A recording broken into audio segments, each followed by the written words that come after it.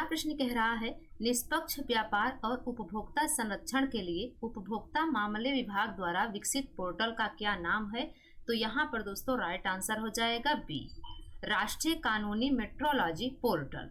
निष्पक्ष व्यापार और उपभोक्ता संरक्षण के लिए उपभोक्ता मामले विभाग द्वारा विकसित पोर्टल का नाम राष्ट्रीय कानूनी मेट्रोलॉजी पोर्टल है।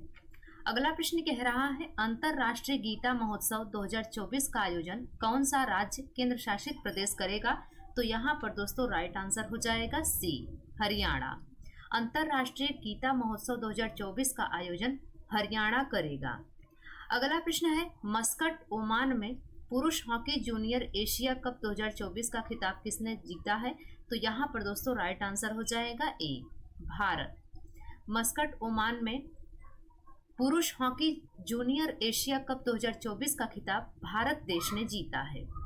अगला प्रश्न कह रहा है तिखिर जनजाति मुख्य रूप से किस राज्य में पाई जाती है?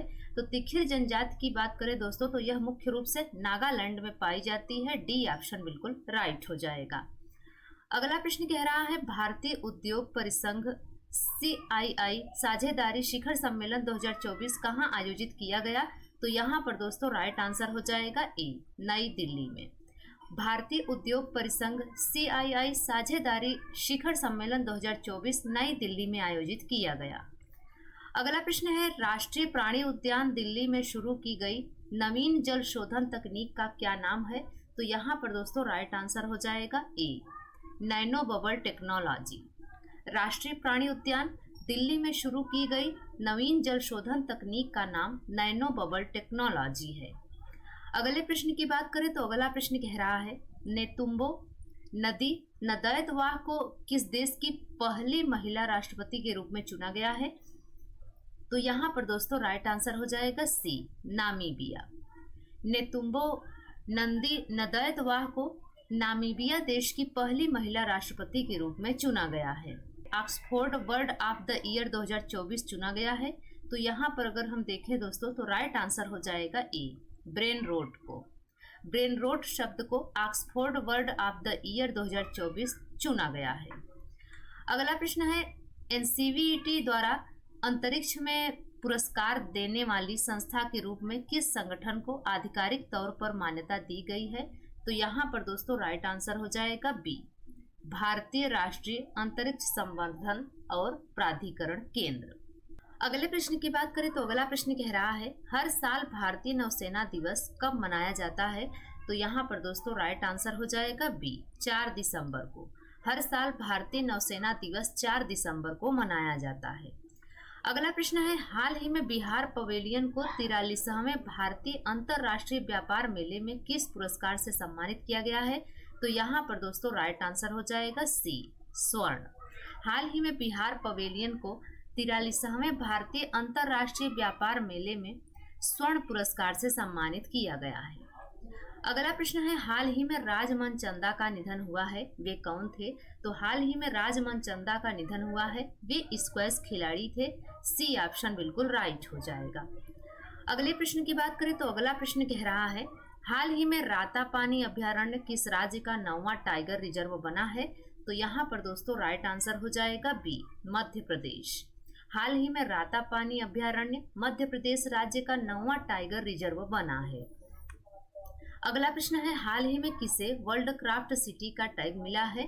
तो हाल ही में श्रीनगर को वर्ल्ड क्राफ्ट सिटी का टैग मिला है। सी ऑप्शन बिल्कुल राइट हो जाएगा।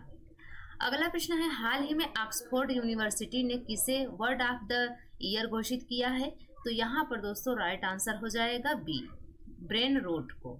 हाल ही में ऑक्सफोर्ड यूनिवर्सिटी ने ब्रेन रोट को वर्ड ऑफ द ईयर घोषित किया है। अगला प्रश्न है हाल ही में किसने Aster Guardians global nursing award 2024 जीता है? तो यहाँ पर दोस्तों राइट आंसर हो जाएगा सी, मारिया विक्टोरिया जुआन ने। हाल ही में मारिया विक्टोरिया जुआन ने Aster Guardians global nursing award 2024 जीता है। अगला प्रश्न है हाल ही में एशिया की पहली जल परिवहन सेवा उबर शिकारा कहाँ शुरू की गई है? तो यहाँ पर दोस्तों राइट आंसर हो जाएगा बी, डल लेक में।